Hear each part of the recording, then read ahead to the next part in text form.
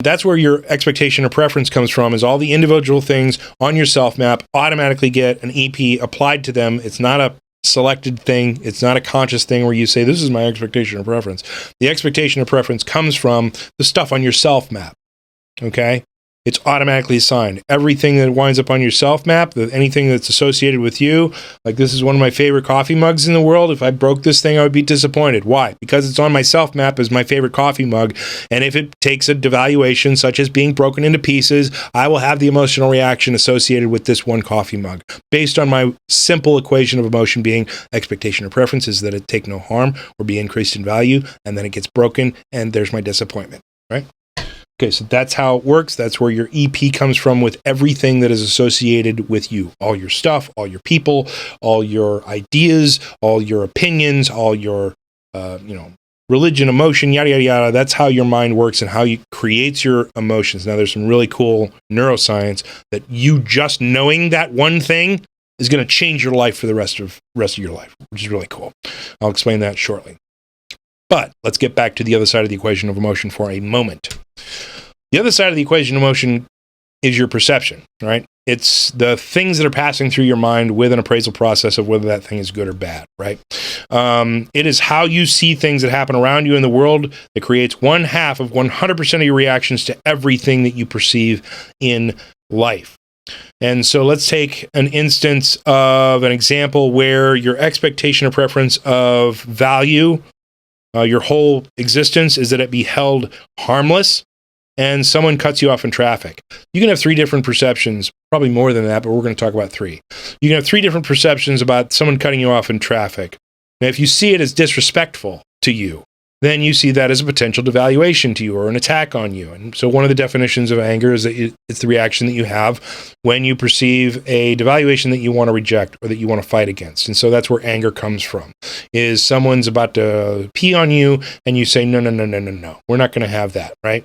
And so if you see that someone cutting you off in traffic is disrespectful, like they're saying, where I'm going is more important than where you're going. Your existence doesn't matter in my decision to take your lane. That type of thing, then you're going to get angry. You're going to say, hey, screw you, pal. You're going to get on the horn. You're going to flip the bird. You're going to do whatever you want to do to help defend your level of pride or your level of existence and your value, your self-value, basically your expectation and preference that your value not be decreased at all. You're going to fight against that decrease in value. And if you see someone cutting you off in traffic, that's a devaluation of you. So you're going to get the anger response, right? However, if you see someone who's cutting you off in traffic as an accident, maybe they're just not paying attention or whatever, then you're more just on the surprise track. You're just more on the innocent response associated with, oops, holy shit, here comes somebody into my lane, right? And so that's going to change, your perception is going to change 100% your emotional response to that same instance. The same instance of you being potentially brought into danger and someone else moving into your lane by doing so, right? That's going to change your emotional outlook based on how you perceive it. Or a third situation. Let's say you realize that maybe that person has a real need to cut you off and to get into your lane so as to make it through traffic faster, to get to the hospital to see someone who has fallen gravely ill unexpectedly, or maybe there's an emergency that this person has, and all of a sudden you're in a compassionate perspective. You're in a holy crap, yeah, take my lane. I got an extra 10 minutes. I don't need to, worry about being ahead of you or whatever it is, right? Your perception changes your emotional reaction 100%. From here, the cool thing is that you can do 2 things. You can ask yourself 2 questions for the rest of your life regarding every emotional reaction that you've had, because the nervous system simply works the way it works. It's a simple comparator. It's always comparing 2 things. And you can always ask yourself, what was my expectation or preference regarding this situation, or regarding whatever it was that is in jeopardy? And what was my perception of the event that caused the emotion to occur? The reason this is important for you to be able to do, and this isn't the cool little trick, by the way, and we'll talk about this again later, so you don't have to get it now.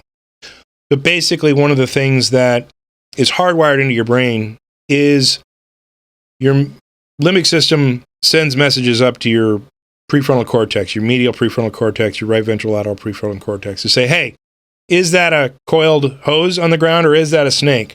I'm having an emotional reaction here. We need to put an understanding to what's going on here because this could be a threat to our potential self. So we need to understand what's going on here. And when we understand it, then I'll stop sending you the message about the fear. I'll stop sending you the message about the anger, about this worry or regret or sadness or whatever it is, the stress level. When we understand this, when we understand what's going on here, when the thinking brain tells me what's going on is cool, I will stop sending you that message. So what this little tool right here does, changes your life.